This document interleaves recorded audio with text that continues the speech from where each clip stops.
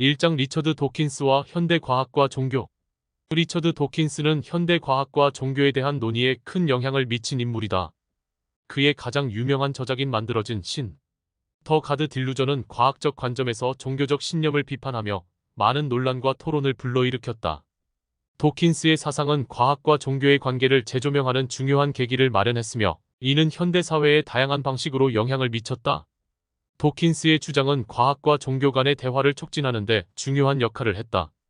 그는 종교적 신념을 합리적, 과학적 검증의 대상으로 보았고 이러한 관점은 과학적 사고와 비판적 사고의 중요성을 강조하는 데 기여했다. 이는 과학과 종교가 서로 대립적일 필요는 없으며 오히려 서로의 관점을 이해하고 통합할 수 있는 기회를 제공했다고 볼 수 있다. 또한 도킨스의 사상은 사회적, 문화적 차원에서도 중요한 영향을 미쳤다. 그의 책과 발언은 종교적 신념에 대한 대중의 인식을 변화시켰고 특히 무신론이나 회의주의적 관점을 가진 사람들 사이에서 큰 지지를 얻었다. 또한 그는 과학 교육의 중요성과 종교적 교리에 대한 비판적 사고의 필요성을 강조함으로써 교육과 공공정책에도 영향을 미쳤다. 그러나 도킨스의 사상은 종교적 공동체와 학자들로부터 비판을 받기도 한다. 이들은 도킨스가 종교적 신념의 복잡성과 긍정적인 측면을 고려하지 않았다고 주장한다. 또한 일부는 그의 접근 방식이 과학과 종교 간의 갈등을 불필요하게 조장한다고 비판하며 종교와 과학이 조화롭게 공존할 수 있는 방안을 모색하는 것이 더 생산적일 것이라는 의견을 제시한다. 이렇게 리처드 도킨스의 사상은 과학과 종교라는 두 분야의 교차점에서 중요한 논의를 촉발시켰다. 그의 저작과 생각은 사회적, 문화적 대화에 영향을 미쳤으며 이로 인해 많은 사람들이 과학과 종교에 대해 다시 생각해보는 계기를 마련했다. 본 영상에서는 리처드 도킨스의 사상을 현대 과학, 특히 양자역학, 분자생물학, 화학, 심리학, 정신분석학의 다양한 시각에서 재조명하고 과학과 종교가 현대 사회에서 어떻게 상호작용하는지에 대한 중요한 통찰을 제공하고자 한다. 2장 양자역학과 종교적 신념의 상호작용 불확실성 속에서 찾는 신의 존재 가능성. 양자역학은 현대 물리학의 혁신적인 분야 중 하나로 그 이론적 토대와 불확실성 원리는 과학과 종교적 신념의 교차점에서 새로운 논의를 불러일으키고 있다. 이 장에서는 양자역학의 기본 원리를 탐구하며 이러한 원리들이 신의 존재에 대한 가능성을 어떻게 탐색할 수 있는지를 조명한다. 하이젠베르크의 불확정성 원리는 양자역학의 핵심 개념 중 하나로 미시 세계에서는 입자의 위치와 운동량을 동시에 정확히 알 수 없다고 제시한다.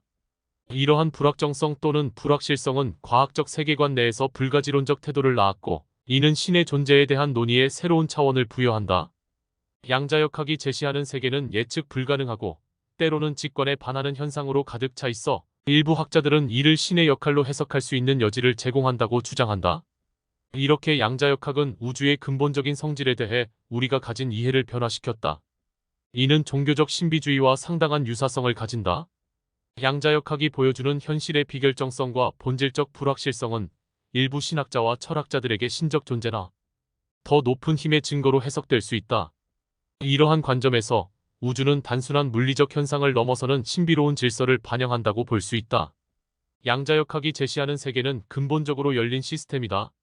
이는 과학적 탐구의 영역 내에서도 신의 존재를 완전히 배제할 수 없음을 시사한다. 물론 이러한 주장은 과학적 증거에 기반해야 하며 현대 과학의 방법론 내에서 탐구될 필요가 있다. 그러나 동시에 과학과 종교 사이의 대화를 촉진시키며 두 영역 간의 상호 이해와 존중을 구축하는 데 중요한 역할을 할 수 있다. 이렇게 양자역학은 우리가 우주를 이해하는 방식을 근본적으로 바꾸었다. 이 새로운 물리학의 패러다임은 신의 존재와 역할에 대한 전통적인 관념에 도전하면서 과학과 종교 사이의 새로운 대화를 열고 있다. 이러한 대화는 불확실성과 가능성의 시대에 두 영역이 서로를 보완하는 방식으로 발전할 수 있는 기회를 제공한다. 과학적 탐구와 종교적 신념 사이의 균형을 찾는 것은 이제 우리 시대의 중요한 과제 중 하나이다. 3장 분자생물학과 유전학 생명의 기원과 신의 역할. 생명의 기원과 그 복잡성은 과학과 종교의 교차점에서 논쟁적인 주제 중 하나이다. 분자생물학과 유전학은 생명의 본질을 이해하는 데 핵심적인 역할을 한다. DNA의 발견과 그 구조의 해석은 생명의 본질에 대한 우리의 이해를 극적으로 변화시켰다. 이러한 발견들은 리처드 도킨스가 만들어진 신에서 주장하는 무신론적 관점에 도전장을 내민 것으로 볼 수 있다. DNA는 생명의 설계도이다. 그 복잡성과 정교함은 무작위 변이와 자연 선택만으로는 설명하기 어렵다. 유전학은 이 복잡성을 해석하는데 필수적인 도구이다. DNA의 코드 내에 있는 정보의 양과 구조는 무작위 과정을 넘어서는 것처럼 보이며, 이는 일부 학자들이 지능적 설계를 주장하는 이유이다. 또한 인간의 유전자는 우리를 다른 생명체와 구별짓는다. 이 독특성은 우리가 단순히 무작위 과정의 산물이라기보다는 특별한 설계의 결과로 볼 수 있다. 유전학은 인간의 복잡한 정신 능력과 문화적 진화를 설명하는 데 중요한 역할을 한다. 이러한 인간 고유의 특성은 신의 존재 가능성에 대한 간접적인 증거로 해석될 수 있다. 이렇게 분자생물학과 유전학은 생명의 기원에 대한 우리의 이해를 풍부하게 한다. 이러한 과학적 발견들이 반드시 신의 부재를 증명하는 것은 아니다. 오히려 이러한 복잡한 시스템이 우연히 형성될 가능성에 의문을 제기하며 어떤 이들에게는 신의 존재를 뒷받침하는 증거로 여겨질 수 있다. 결국 과학적 탐구와 신앙은 서로를 보완하는 방식으로 공존할 수 있으며, 이는 우리가 세계를 바라보는 방식에 대한 더 넓은 시각을 제공한다. 사장 화학의 관점에서 본 생명의 기적. 화학은 무생물에서 생물로의 전환을 이해하는데 필수적인 과학 분야이다. 생명의 기원에 관한 논의에서 화학은 종종 과소평가되거나 간과되곤 한다. 이 장에서는 생명의 화학적 기초를 탐구하고, 이러한 과정이 자연스러운 진화의 산물인지 아니면 지능적 설계의 증거인지를 고찰해보고자 한다. 생명은 근본적으로 화학 반응의 연속이다. 이는 단순한 물질들이 어떻게 복잡한 생물학적 구조로 변환되는가를 설명한다. 예를 들어 아미노산이 결합하여 단백질을 형성하고 핵산이 DNA를 구성하는 과정은 화학적 관점에서 기적에 가깝다. 이러한 복잡한 구조는 생명체가 환경과 상호작용하고 에너지를 변환하며 자신을 복제하는 능력을 갖게 한다. 생명의 기원을 둘러싼 중요한 질문 중 하나는 무기화학에서 유기화학으로의 전환 방법이다. 이 전환은 생명의 기원과 직결되며 많은 과학자들이 자연적 과정을 통해 설명하려고 시도했다.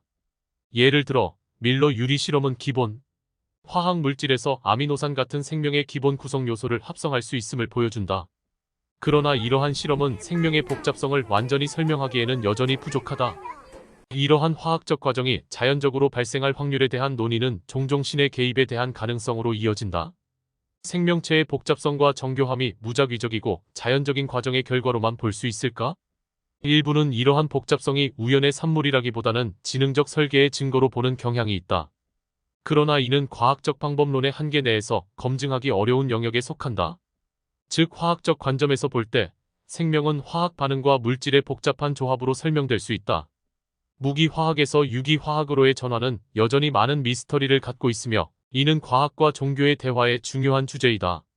5장 심리학과 정신분석학. 인간 정신과 신앙의 상관관계. 심리학과 정신분석학은 인간의 내면을 탐구하는 학문이며, 이 영역에서 종교적 신념과 경험은 중요한 연구 주제이다. 인간의 정신과 신앙 간의 상관관계를 이해하려면 먼저 신념 체계가 개인의 정신적 건강, 정체성 형성, 그리고 사회적 상호작용에 어떤 영향을 미치는지 고찰해야 한다. 종교적 경험은 인간의 기본적인 심리적 요구와 밀접하게 연결되어 있다. 이는 종종 안정감, 소속감, 그리고 삶의 목적을 제공한다. 심리학자 윌리엄 제임스는 종교적 경험을 인간의 의식에서 더 넓은 현실과의 연결을 감지하는 순간으로 정의했다. 이러한 경험은 개인적인 변화와 성찰을 촉진시키며 많은 사람들에게 깊은 정서적, 영적 만족을 가져다준다. 또한 지그문트 프로이트와 칼 융의 이론은 종교적 신념의 기원을 이해하는 데 중요한 통찰을 제공한다. 프로이트는 종교를 일종의 집단적 신경증으로 보고 그것을 인간의 불안과 무력감에 대한 방어 메커니즘으로 해석했다. 반면 융은 종교적 신념과 상징을 깊은 내적 경험과 자기 실현의 과정으로 보았다. 그에 따르면 종교적 상징과 의례는 깊은 무의식적 내용을 표현하며 이는 개인적인 성장과 통합의 과정에 필수적이다. 이러한 종교적 신념은 인간의 심리에 여러 가지 긍정적인 영향을 미친다. 이는 종종 위안, 희망, 그리고 삶의 의미를 제공하며 스트레스와 불확실성에 대처하는 데 도움을 준다. 또한 사회적 연결과 공동체 의식을 강화시키는 역할을 하며 이는 개인의 심리적 안정감을 높이는 데 기여한다. 이렇게 심리학과 정신분석학은 종교적 신념과 경험을 이해하는 데 중요한 역할을 한다. 이들 학문은 인간 정신의 복잡성을 탐구하고 종교가 개인과 사회에 미치는 다양한 영향을 밝혀내는 데 기여하며, 이러한 이해는 과학과 신앙 간의 대화를 촉진하며 서로 다른 관점 사이의 상호 이해와 존중을 높일 수 있다.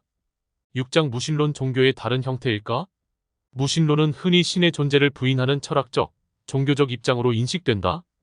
그러나 이러한 시각은 무신론이 지닌 다층적인 본질을 간과하는 것일 수 있다. 심리학, 철학, 그리고 현대 과학적 관점에서 무신론을 탐구하면 무신론이 실제로는 일종의 종교적 체계일 수 있다는 흥미로운 관점을 제시할 수 있다.